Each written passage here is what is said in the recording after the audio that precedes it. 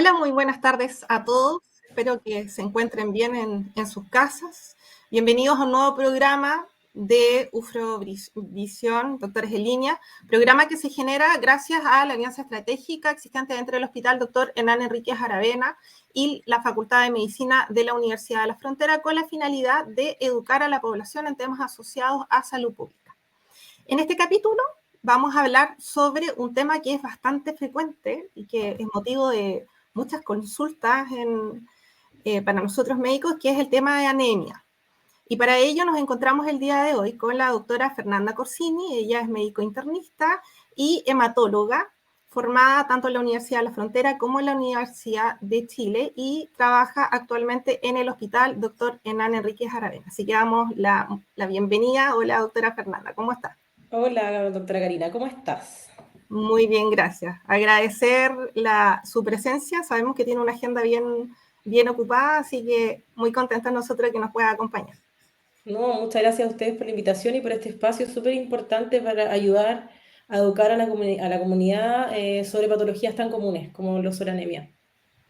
Bueno, antes de empezar con nuestras preguntas, recordarle a quienes nos están viendo que pueden subir sus preguntas a través de Facebook Live. Estamos tanto en Ufromedios como en la plataforma del Hospital Hernán Enríquez Aravena. Así que es importante que puedan ir interactuando con nosotros. Para nosotros, de verdad, es bien importante el poder recibir sus preguntas, porque así también vamos viendo si los temas o las preguntas que nosotros estamos presentando son las mismas que ustedes tienen, coinciden, y si no, damos el espacio para poder aprovechar que estamos con la doctora para poder ir haciendo las consultas. Así que bueno, lo primero, lo más básico, ¿qué es anemia? Bueno, la anemia en términos bien generales se define como una disminución de la cantidad de glóbulos rojos que tenemos en nuestra sangre. ¿Ya? Los glóbulos rojos se producen en la médula ósea, que es la fábrica de la sangre, y debido a una baja producción o a otras causas, se produce la anemia. Se mide en realidad en un parámetro bastante conocido y común, que es la hemoglobina, que aparece en el hemograma, y cuando el numerito es menor a 12 en mujeres, se habla de anemia, menor a 11 en embarazadas y menor a 13 en hombres. Y los niños varía dependiendo de la edad, menor a 11 o 12, dependiendo de cuántos años tengan los niños. Pero en términos bien generales, tener menos glóbulos rojos en la sangre. Y la frecuencia, ¿es realmente una patología frecuente? Es una patología bastante frecuente, de hecho es un problema de salud pública, es uno de los problemas de salud pública más extendidos y más comunes a nivel mundial. Ya aún tenemos índices en embarazadas y en niños bastante altos, en un 24% de las embarazadas y aproximadamente un 30% de los niños pueden padecer de anemia. A nivel mundial, aproximadamente 200 millones de personas en todo el mundo padecen de anemia y un cuarto de estas aproximadamente son personas latinoamericanas. ¿Ya? En el año 2019, la anemia causó aproximadamente una pérdida de 50 millones de años de vida sana en términos de discapacidad. Entonces es una patología que finalmente es como una epidemia y un problema de salud pública. La prevalencia global aproximadamente es como un 30%. O sea, un 30% de la población padece de anemia. ¿Cuál es la población de mayor riesgo, Fernanda? ¿Existe algún grupo de personas que tengan mayor tendencia? Sí, efectivamente sí. Las mujeres en edad fértil están bastante propensas a padecer de anemia, las embarazadas también, los niños y aquellos pacientes que tienen enfermedades crónicas, ya sea enfermedades crónicas como hipertensión, diabetes, enfermedades renales crónicas o también pacientes que padecen cáncer también. Son poblaciones de mayor riesgo. Okay. ¿Y cómo podemos nosotros sospechar qué síntomas puede tener uno que a uno lo hagan pensar que tal vez puede tener esta enfermedad? Los síntomas son bien variados y no son tan específicos muchas veces que yo diga, tengo este síntoma, tengo anemia, pero sí hay un concepto súper importante que es importante entender, que es del síndrome anémico. O sea, existen una serie de síntomas que al estar presentes en conjunto pueden hacer sospechar a la persona y al médico o a alguien que entienda del tema que el paciente o la persona padece de una anemia. Dentro de los síntomas más comunes está el cansancio, el dolor de cabeza persistente, mucho sueño, mala concentración, poca atención. Pacientes también pueden experimentar mareos. También los síntomas se pueden confundir con síntomas de depresión leve, tiene que quedar claro que son síntomas de bajo ánimo, pero leve. También la fatiga muscular podría ser secundaria a anemia, y ya en casos más graves, cuando la anemia es más profunda, los pacientes pueden incluso experimentar dificultad para respirar, porque tiene que ver con el transporte de oxígeno a los glóbulos rojos. Entonces, al tener poquitos glóbulos rojos, la capacidad de transportar oxígeno es menor. Nos contabas que, bueno, dentro de los grupos de riesgo, en realidad hay bastantes grupos. ¿Hay alguna causa en particular o causas más frecuentes que expliquen en el fondo este aumento de riesgo? La causa más frecuente de anemia a nivel mundial es el déficit de fierro. Aproximadamente hasta un 80 o 70% de las causas de anemia son por déficit de fierro, ¿ya? Existen otras causas menos comunes que son, por ejemplo, déficit de vitamina B12, déficit de ácido fólico, o porque el glóbulo rojo se rompe, o porque hayan pérdidas que finalmente igual conlleva que hay un déficit de fierro. Entonces, finalmente, por eso es el déficit de fierro la principal causa de anemia. Eso. Pero existen diferentes causas, pero la más común es el déficit de fierro.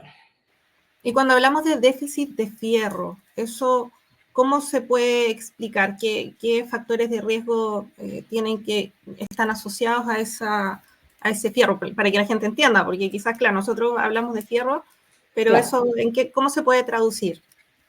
Es que el déficit de fierro es déficit de, finalmente, un aporte que nos hace la alimentación. ¿Ya? La alimentación y en distintos tipos de comidas, pero principalmente las carnes rojas, las carnes blancas, las legumbres, los vegetales en general, los vegetales con hoja oscura, tienen harto aporte de fierro. Cuando uno en la dieta, por ejemplo, consume menos cantidad de estos alimentos, o hay dietas que son veganas o vegetarianas estrictas, donde el aporte de fierro está disminuido, nuestros depósitos se van a ir utilizando para ir compensando este déficit, y eventualmente en algún momento el cuerpo ya no va a tener la capacidad para compensar, va a utilizar todo este fierro que teníamos, y como no le vamos a estar aportando más fierro, va a empezar la anemia, de a poco, es progresiva, y finalmente se va a ver objetivada en el examen de sangre, que es el que nos permite hacer el diagnóstico.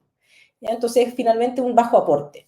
Por otro lado, también, que esa es la principal causa, puede ser también que el déficit de fierro esté en contexto de pérdidas de fierro, como sangrados. Y no siempre evidentes, pueden ser sangrados crónicos o, por ejemplo, sangrados normales, como en el caso, por ejemplo, de las mujeres en edad fértiles, como sangrados menstruales abundantes, constantes, todos los meses también están en mayor riesgo de tener un déficit de fierro porque hay mayores pérdidas. Si bien es cierto, consumimos fierro, tenemos fierro, pero estamos perdiendo más de lo que consumimos. Entonces, eso igual se puede traducir a largo plazo en una anemia por déficit de fierro. Claro. Bueno, algo ya nos habías adelantado respecto al diagnóstico. Nos quedó, creo que a todos bastante claro cuáles son los síntomas, que también es fácil confundir con otras patologías, el dolor de cabeza, el cansancio, el mismo estrés a veces se tiende a confundir. ¿Cómo podemos nosotros confirmar que efectivamente estamos frente a una anemia? El diagnóstico de anemia se hace a través de un simple examen de sangre, es un hemograma, que es uno de los exámenes más masificados a nivel mundial. El hemograma es un examen simple y que nos permite hacer diagnóstico de anemia. El puro hemograma nos permite evaluar si la anemia es severa, si es moderada o si es leve, pero hay que ampliar el estudio en el caso de la sospecha para definir si es por déficit de fierro, déficit de vitamina B12, entre otras cosas. Entonces, por una parte hacemos el diagnóstico con el hemograma, pero la especificamos con algunos otros exámenes que se pueden pedir después. Me imagino ahí que también es relevante todo lo que tiene que ver con la historia clínica que el paciente le aporta al profesional médico. Claro, es que muchas veces el paciente no consulta dirigidamente porque tiene síntomas de anemia, porque no los reconoce o que asume que son por el trabajo del día a día, por el cansancio del día, por esta día un poco ajetreada que uno lleva. Muchas veces uno justifica los síntomas que no tiene y no se imagina que son en contexto de anemia, y cuando tienes la consulta con el médico, la verdad es que muchas veces estos síntomas puede que no salgan de forma espontánea.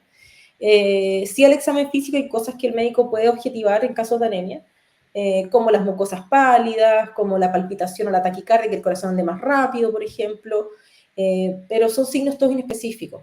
Entonces el examen, claro, el paciente puede referir síntomas, pero finalmente el diagnóstico se hace con el hemograma. Uh-huh. Fernández, y cuando ya se logra diagnosticar esta enfermedad, ¿cómo es el tratamiento? ¿Siempre es el mismo para todos los pacientes que se les confirma una anemia? No, o sea, sí, el tratamiento, todas las anemias tienen tratamiento, pero los tratamientos son diferentes dependiendo del origen de la anemia, ¿ya? En el caso de que, por ejemplo, hablemos de una anemia por déficit de fierro, por falta de fierro, eh, lo primero que uno tiene que hacer es asumir que esto probablemente es un síntoma de algo más. O sea, claro, yo tengo efectivamente un déficit de fierro, pero ¿por qué estoy teniendo este déficit de fierro? Es la primera consulta que tenemos que hacernos nosotros como profesionales médicos. Y en ese momento explicar al paciente que tiene una falta de fierro, que uno la va a aportar de manera oral, que es la principal vía de administración de este fármaco, y es la mejor, la más costo efectiva que existe a nivel mundial finalmente. Hay dosis específicas y uno les da fierro oral y a la vez uno tiene que responder la pregunta, ¿por qué tengo anemia? ¿Por qué mi paciente tiene anemia? Entonces tiene que comenzar todo un estudio secundario a esta manifestación que vendría siendo la anemia, de alguna otra enfermedad o de alguna otra, más que enfermedad, una alteración de algo normal, por ejemplo, menstruaciones abundantes o mala ingesta de carnes rojas o baja ingesta de legumbres, baja ingesta, o sea, una alimentación precaria o baja en este tipo de alimentos. Tiene que haber todo un estudio de eso igual. Pero eso, o sea, uno hace un aporte de lo que falta finalmente. En el caso de que el déficit o la anemia sea por sangrado, hay que parar el sangrado de alguna forma, distintas causas. En el caso que sea por déficit de vitamina B12, existe el aporte de vitamina B12, ya sea intramuscular u oral también, dependiendo de qué puede ser. Sobre todo en la actualidad con el tema de las cirugías bariátricas también, tener ojo, porque los pacientes con cirugías bariátricas están de alto riesgo de tener anemias de distintas causas porque hay una alteración en la absorción de los distintos nutrientes. Entonces, prácticamente todos los pacientes con cirugías bariátricas o cirugías de este tipo van a hacer anemia a largo plazo. Entonces, hay que estar súper ojo con este tipo de pacientes. Pero se suplementa y una vez que ya el paciente tiene la anemia, se suplementa con fierro oral o con vitamina B12. Uno controla aproximadamente a los 3 meses recién y a los 3 meses vamos a tener una respuesta integral al tratamiento.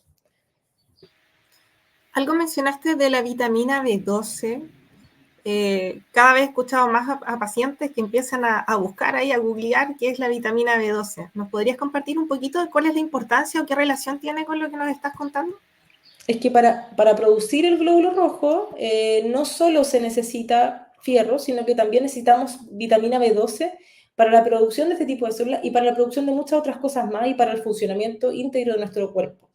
Entonces, el déficit de vitamina B12 finalmente, cuando ya llega un punto en que la absorción y que los depósitos que duran aproximadamente 4 años se gastan, los pacientes pueden manifestar cuadros clínicos secundarios al déficit de vitamina B12 que vendría siendo un déficit de vitamina B12, una anemia, ¿ya? Y los síntomas son los mismos que el déficit de fierro, pero la administración es un poco diferente porque se puede hacer intramuscular, con cargas y después semanal y hasta finalmente una vez al mes. Y también igual hay que buscar por qué el paciente tiene déficit de vitamina B12. Pero finalmente la vitamina B12 es una vitamina que está presente también en las carnes, está presente además en el huevo, en la leche, en distintos lácteos, está presente también en las carnes blancas, en los mariscos. Entonces, finalmente también tiene que ver con un tema nutricional y que si el paciente se nutre bien no necesita tener un aporte exógeno de vitamina B12, lo mismo de fierro. Si el paciente tiene una buena absorción, no tiene ninguna patología que altere la absorción intestinal, no tiene, por ejemplo, enfermedad celíaca o alguna otra enfermedad que altere la absorción intestinal, la verdad es que el aporte oral de fierro, de vitamina B12 o de ácido fólico, que también es otro elemento que puede producir anemia, no debería tener problema. Y en relación a esto de la absorción de la vitamina B12 en pacientes que tienen algunas otras patologías, ¿puede haber alguna asociación entre los fármacos que está utilizando el paciente con esta absorción de vitamina? Podría ser, pero la verdad es que más que nada tiene que ver con un tema con el factor intrínseco, con alteraciones en la mucosa gástrica, aumento, por ejemplo, disminución del pH a nivel digestivo, uso excesivo de omeprazol de forma innecesaria, pero la verdad es que se asocia finalmente a anemia, es un poco complejo, sino que la anemia es cuando ya finalmente hay un problema de mala absorción un poco más profunda. No como tanto como secundaria en fármacos, sino que algo más profundo como mala absorción propiamente tal y poca ingesta finalmente de vitamina B12. Y patologías que de por sí, como la anemia perniciosa, que tienen déficit intrínsecamente del déficit de la absorción de vitamina B12, pero son cosas súper específicas y no son tan comunes como el déficit de fierro o la mala ingesta, finalmente, o la baja ingesta de vitamina B12. Ahí nos está elevando una consulta Rocío Yamunao. Pregunta, ¿qué pasa si uno no se trata la anemia? ¿Qué pasa si uno se trata de anemia? Bueno, muchas cosas. Si no, Todas las anteriores. no sé, todas las anteriores. Lo que pasa es que si uno no se trata de una anemia, dependiendo de la severidad de esta, el primer indicador, el principal indicador es la calidad de vida. Ya hay un deterioro en la calidad de vida de los pacientes. Es sabido que pacientes con anemias crónicas tienen mayor, por ejemplo, pacientes con enfermedades con anemias crónicas que se hospitalizan, el tiempo de hospitalización es mucho más prolongado. Necesitamos una buena cantidad de glóbulos rojos para que los medicamentos que nosotros administramos también funcionen bien. A nivel tanto cardiovascular como muscular, el cuerpo tiene como que adaptarse a funcionar con poco oxígeno, y eso tampoco es bueno para los órganos en general, tanto para el riñón como para el corazón, como para nuestro sistema inmunológico tampoco. Entonces el tema es que vivir con anemia, finalmente uno logra compensar, pero esa compensación es a expensas del deterioro de finalmente nuestro organismo. Y un paciente o cualquier persona que vive con anemia es un paciente que de cierta forma se encuentra a desventaja ante cualquier evento de salud que ocurra versus a otro paciente que no tiene anemia. Está como un pasito más atrás. Entonces, obviamente eso hay que corregirlo y hay que prevenirlo. Y las anemias se tienen que tratar, se tienen que estudiar. Eso también hay que tenerlo súper claro. O sea, yo lo trato, pero lo estudio. Y en relación a la prevención, ¿es posible prevenir la aparición de una anemia? La mayor cantidad de las veces sí, es posible prevenirla y la prevención forma parte de una de las principales, yo creo, estrategias que uno tiene que hacer como personal de salud en las poblaciones de riesgo, sobre todo en mujeres en edad fértil, en niños, en mujeres embarazadas o mujeres que deseen embarazarse. Todo eso uno pudiese prevenirlo tomando un hemograma, tomando los depósitos, cuánto depósito de fierro tiene una persona, cuánto vitamina B12 tiene una persona, y si está en déficit, corregirlo. Corregirlo ya sea con una buena alimentación o con aporte por fármacos de vitamina B12 o de fierro, y también ver por qué está tan bajo. Y antes de la anemia hay un déficit, y ese déficit se puede diagnosticar antes de la anemia. Y ese déficit no produce síntomas, entonces de repente la población de riesgo uno podría prevenir, tomar exámenes para evaluar si es que el paciente tiene déficit. Bueno, eso es fundamental, los chequeos médicos, no esperar a sentirse enfermo para consultar. En relación a otras enfermedades, nos quedó claro que la falta de fierro es una causa fundamental, pero ¿hay algunas otras enfermedades que se puedan asociar a la aparición de una anemia? Sí, hay muchas enfermedades. De hecho, cualquier enfermedad podría, o no cualquiera, pero una amplia gama de enfermedades podría manifestarse inicialmente como una anemia. No solo enfermedades oncológicas, sino que pacientes que tienen, por ejemplo, enfermedad celíaca, que además de tener todos estos síntomas gastrointestinales, pueden también debutar con una anemia. Pacientes que tienen malas absorciones de otros orígenes intestinales pueden debutar con una anemia. Pacientes con cánceres de origen colorectales, intestinales, digestivos altos como estomacales o cánceres gástricos finalmente. Cualquier cáncer puede producir anemia. No significa que todas las anemias sean cáncer. Eso quiero que lo tengan claro. O sea, no es que uno tenga una anemia va a tener un cáncer sí o sí. Pero hay banderitas de alarma en algunas anemias que nosotros tienen que hacer pensar que, oye, esta anemia en verdad es por déficit de fierro en un paciente hombre que no tiene sangrados frecuentes, o en una mujer que tiene ciclos menstruales normales, o una mujer que ya no tiene ciclos menstruales porque está sangrando, porque no está sangrando, o porque no está absorbiendo bien. Entonces tiene que haber toda una parte igual, no solo de laboratorio, sino que de consultarle al paciente qué es lo que pasa, ir buscando ciertas banderitas como rojas y saber en qué casos podría asociarse a otras enfermedades. En enfermedades renales crónicas también los pacientes tienen anemia. Pacientes con cardiopatías coronarias o pacientes con hipertensión crónica también pueden presentar anemias, pero son anemias leves. Cuando son enfermedades crónicas asociadas a anemia, son anemias leves, no con hemoglobinas menores a 10, ¿ya? Salvo los pacientes de enfermedad renal crónica que se dializan, que puede tener niveles de hemoglobina más bajos y uno lo entiende, porque parte del estímulo para producir glóbulos rojos se produce en el riñón. Entonces, si el riñón se encuentra deteriorado, muchas veces el estímulo a la médula para producir sangre no es tan alto. Y como decía, hay distintos tipos de cánceres. También hay cánceres de la médula ósea, probablemente tal, linfomas, leucemia, que si bien es cierto debutan con anemia, pero no solo debutan con anemia, tienen otros síntomas, tienen anemia, tienen las plaquetas bajas, tienen las defensas bajas, entonces son más amplias. ¿Ya? Mira, nos está consultando igual Franco. Pregunta si la anemia es la enfermedad en sí o puede ser solo un síntoma de alguna enfermedad mayor. Efectivamente, la anemia rara vez es solo una enfermedad en sí, a menos que sea, por ejemplo, una anemia por destrucción de los glóbulos rojos a nivel de la sangre, que pudiese ser algo inmunológico, que muchas veces eso nosotros igual buscamos otra causa, pero las anemias ferropénicas siempre es 1.1, 1.2, 1.3, hay una causa atrás. No es una enfermedad en sí. Entonces tenemos que buscar la causa y por eso nosotros insistimos y somos tan majaderos en que ya, ok, el paciente tiene una anemia por déficit de fierro, pero ¿por qué tiene una anemia por déficit de fierro? Y esa pregunta hay que responderla. Entonces, no es una enfermedad en sí, sino que es un síntoma de algo más. Fernanda, y en relación a la alimentación, también algo nos habías mencionado. ¿Qué impacto tiene la alimentación o la dieta que uno pueda llevar a la aparición de una anemia posterior? Es fundamental. La alimentación lo es todo. La verdad es que lo es todo y la alimentación saludable y balanceada nos evita un montón de enfermedades crónicas y la aparición sobre todo de la anemia. El paciente tiene que ser una alimentación balanceada que tenga consumo de carnes rojas, de carnes blancas, de legumbres, ojalá vegetales de hoja verde, y los vegetales de hoja verde ojalá comerlos lo más crudo posible. Yo sé que de repente la selga y la espinaca, el brócoli también se consume harto cocido, pero uno al cocerlo igual pierde un poco la cantidad de fierro o la forma en cómo se va a absorber el fierro. Entonces eso es idealmente consumirlo crudo, pero si no, igual es un aporte.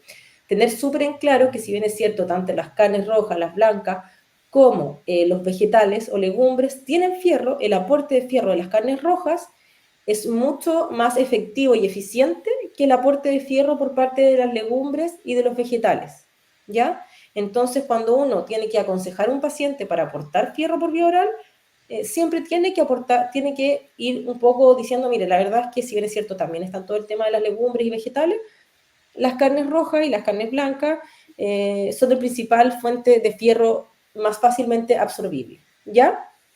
Por otro lado, es importante que en aquellos pacientes que tienen dietas como veganas o vegetarianas, la verdad es que uno como médico no tiene que aconsejarles dejar la dieta o cambiar su estilo de vida, sino que simplemente suplementarse. En el caso de que no quieran consumir carne, no hay problema. Uno lo que hace es que le aporta el fierro que falta, la vitamina B12 que falta por vía oral. Y con eso se soluciona, básicamente. Mira, ahí hace un comentario, Gabriela dice, yo estuve con anemia y me producía un cansancio extremo. Sí. Ahora, como bien mencionabas, también la sintomatología va a depender de la severidad de la anemia y también de cómo lo siente uno y otro paciente, porque también cada uno tiene, los síntomas pueden ser muy distintos. Sí. Bueno, otra consulta también un poco asociada a la frecuencia. Nos habías mencionado que las embarazadas también pueden tener mayor tendencia. ¿Por qué se explica ello? Lo que pasa es que la embarazada, al momento en que va creciendo, tanto la placenta, que es como lo que mantiene el embarazo, y la guagüita, el requerimiento de fierro de fierro es mayor.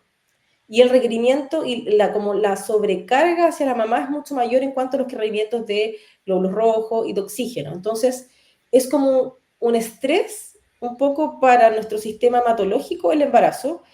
Y si no tenemos nuestros depósitos de fierro completos o en lo mejor momento, lo más probable es que durante la anemia, durante el embarazo, desarrollemos una anemia, ya sea leve, moderada o incluso severa, dependiendo de cuánto depósito nosotros tengamos de fierro en el momento de embarazarnos, ¿ya? Entonces, por eso es súper importante que las mujeres que están pensando en embarazarse o que están embarazadas tengan sus controles al día en cuanto no solo a toda la parte ginecológica, sino que también al área hematológica, hacer su hemograma y una cinética de fierro y también ver los depósitos de dosis, ver cuánto tiene, a ver si es que necesita aporte o no previo.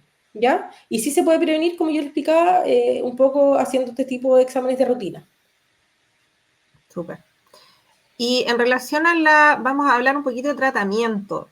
¿En qué consisten las transfusiones? ¿En qué casos se sugiere o se indica una transfusión sanguínea?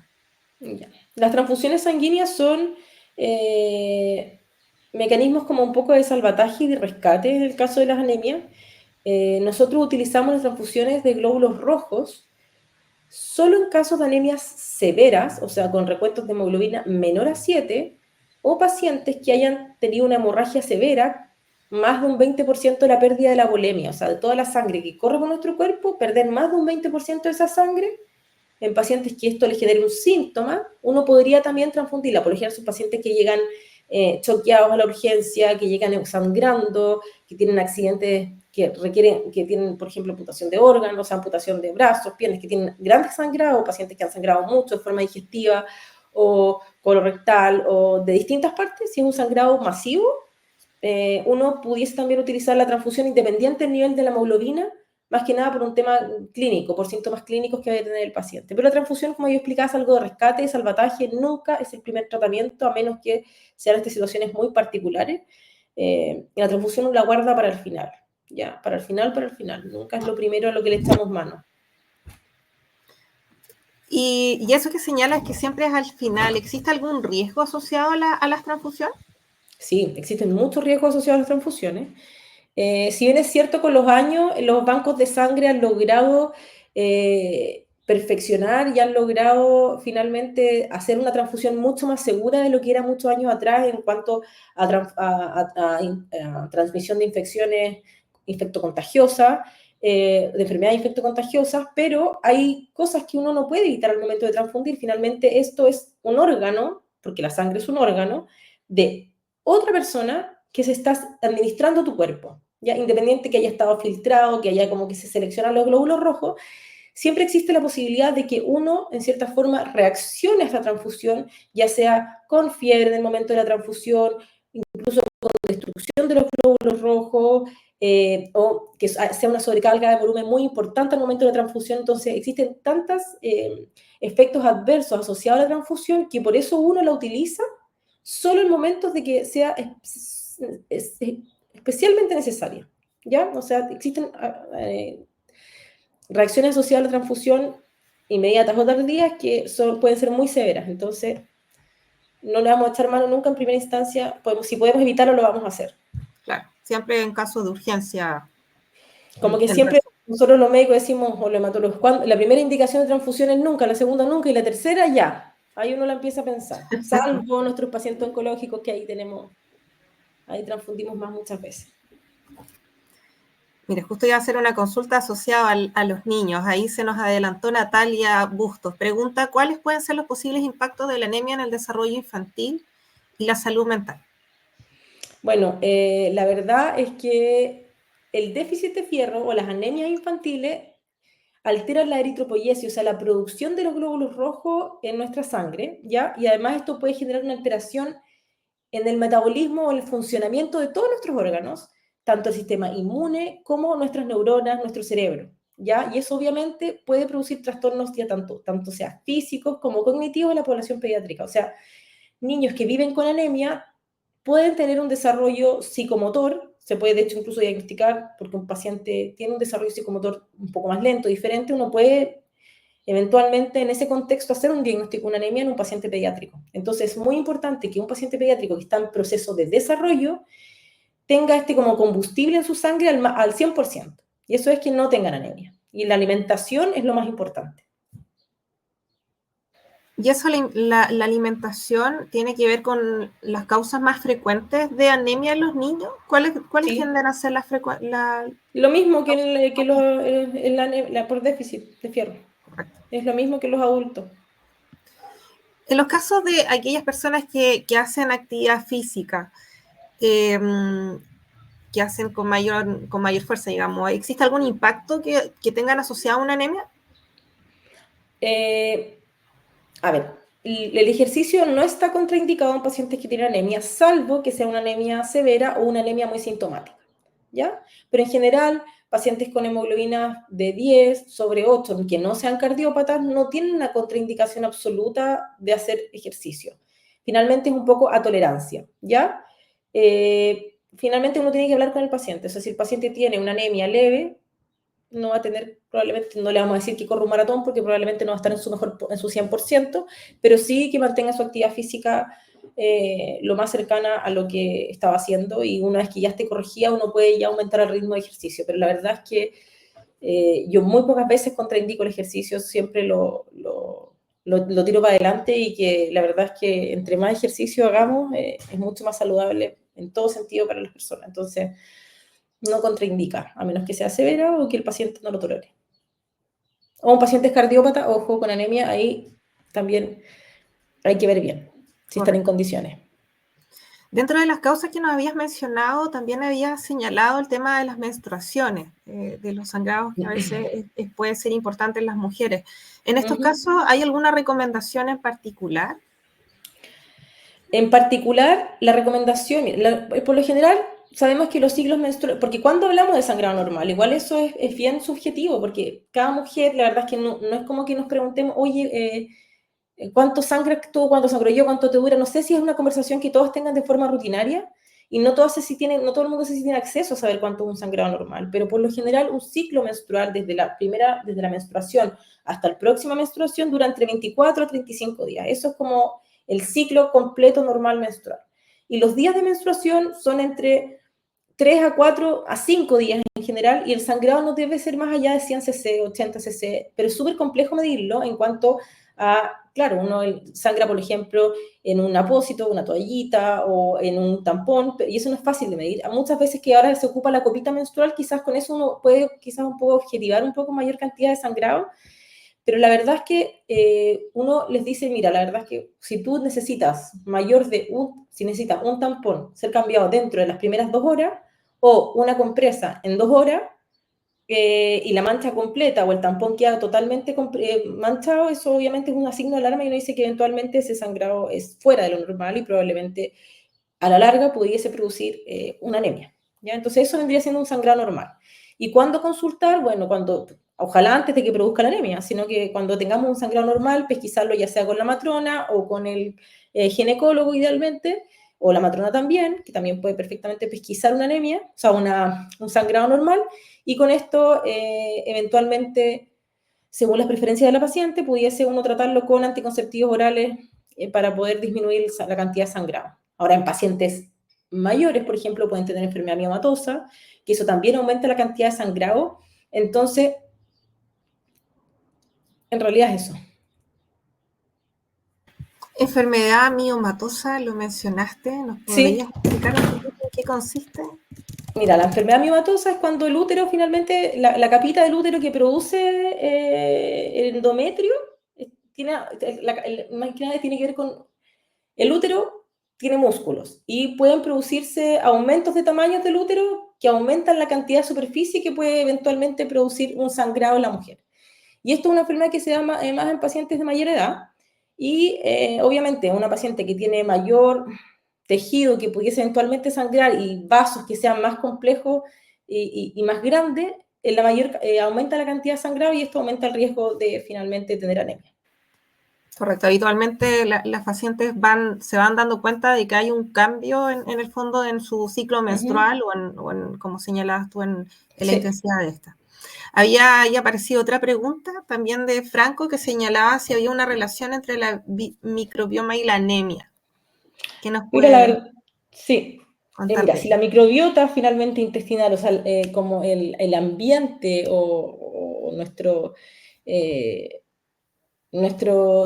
nuestras bacterias que tenemos al interior de nuestro tracto gastrointestinal se encuentran alteradas, por ejemplo, por mucosas inflamadas, irritadas, etcétera, o por distintas enfermedades, hayamos tenido alguna diarrea crónica, alguna diarrea aguda infecciosa, o por enfermedades inflamatorias intestinales, o por enfermedades de distintos orígenes.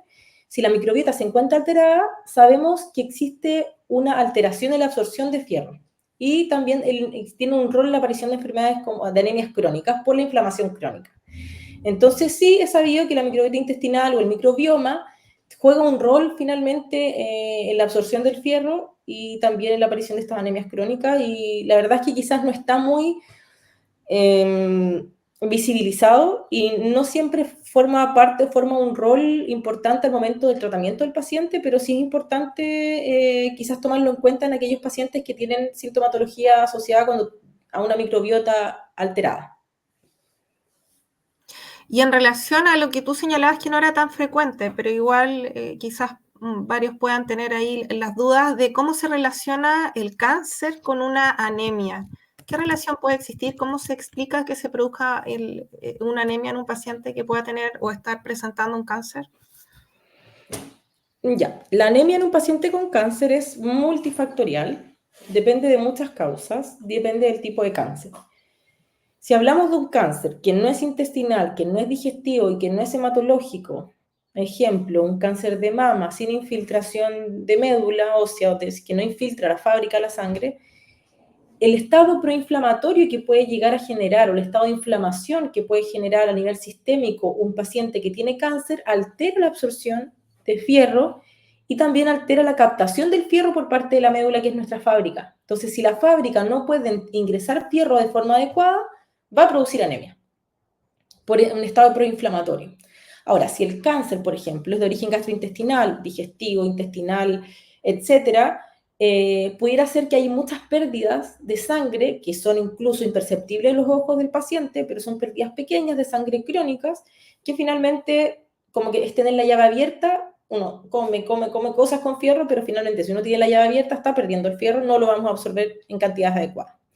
Por otro lado, si el cáncer es un cáncer que nace de la médula donde se fabrica la sangre o infiltra la médula a nivel de la sangre, o sea, a nivel donde se produce la sangre, la anemia va a estar en contexto de una fábrica ineficiente, que no va a poder producir bien glóbulos rojos, y eso va a generar que finalmente se produzca una anemia. Entonces, finalmente, el cáncer y la anemia es multifactorial, existen distintas formas en cómo se puede producir, y no siempre el tener anemia en un cáncer va a significar que la médula o que la fábrica de la sangre está involucrada en este problema. Muchas gracias. Yo creo que está todo súper claro. Me gustaría también consultar en relación cuando un paciente se confirma que existe una anemia, entendiendo cómo funciona nuestra red de salud pública. ¿Estas anemias dónde podrían ser manejadas? ¿Todas tienen que llegar al especialista, a un hematólogo? No necesariamente. Uno pudiese seguir un camino, o puede existir una forma finalmente de llegar al especialista, pero luego de haber agotado muchos de los recursos que tenemos antes en nuestros servicios de menor complejidad en los consultorios. Un paciente con un hemograma, con una anemia moderada o leve, uno hace el estudio, y si tiene un déficit de fierro y es una paciente que por cuadro clínico dice, sabes que yo tengo menstruaciones abundantes o he tenido un sangrado por X razón durante largo tiempo, me acaban de operar, sangré y ahora tengo esta anemia, o tuvo un parto y sangré y tengo esta anemia, uno, si es que el médico general que te está atendiendo encuentra la causa de la anemia, intenta corregirla durante 3 meses, uno podría quedar el manejo en el consultorio con su médico general sin ningún problema, ¿ya? Ahora, al momento de estudiar la anemia, si esta anemia es severa, no se sabe la causa, se estudia todo y está todo normal, y aún así sigue persistiendo esta anemia y se intenta corregir, por ejemplo, después de 3 meses y persiste la anemia y se corrige bien y todo, y persiste, ahí uno recién hace una interconsulta o deriva al paciente a médico internista. Y es el médico internista el que está encargado de hacer el diagnóstico diferencial más exhaustivo de las anemias.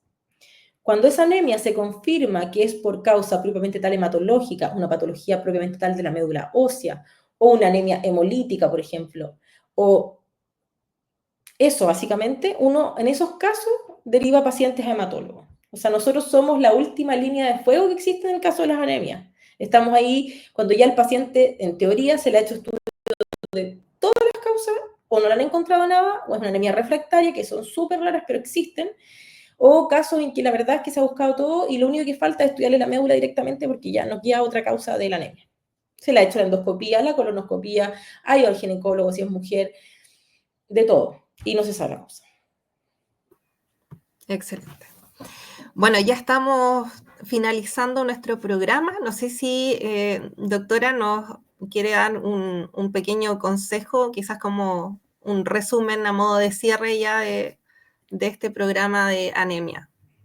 Bueno, como a modo de resumen, es importante que la población consulte a su médico en los consultorios en caso de que sienta que tenga síntomas de anemia. Y si se es diagnosticada de anemia, que no se quede con el que le vamos a corregir la anemia y no vamos a investigar qué está pasando. O sea, hay que investigar qué más está pasando porque está con anemia y tiene que haber una respuesta a este diagnóstico. ¿Por qué tengo anemia? Además de eso, es muy importante la alimentación saludable. Hablo de saludable no solo en cuanto a consumir poco, o sea, no hay que demonizar finalmente los distintos grupos alimenticios ni nada, sino que es súper importante sí el consumo de carnes rojas, el consumo de pollo o carnes blancas, el consumo de legumbres unas veces a la semana, el consumo de vegetales de hoja verde, leches, huevos, y si por cualquier motivo paciente usted no quiere consumir este tipo de alimento, está bien, pero es importante informarse y suplementarse para no tener anemia. Y eso, y consultar, atreverse a preguntar. Los médicos estamos para apoyarlos, para recibir a nuestros pacientes y a educar a la población y para lograr una relación médico-paciente en la cual se sientan con la confianza suficiente, preguntar todas las dudas que tengan para que nosotros así podamos educar de forma más adecuada o según las necesidades de cada paciente. Y además de eso, que el paciente se empodere de su salud y que evitemos este tipo de enfermedades crónicas que son una pandemia finalmente, una epidemia, y que puede evitarse, es todo prevenible. Bueno, muchas gracias.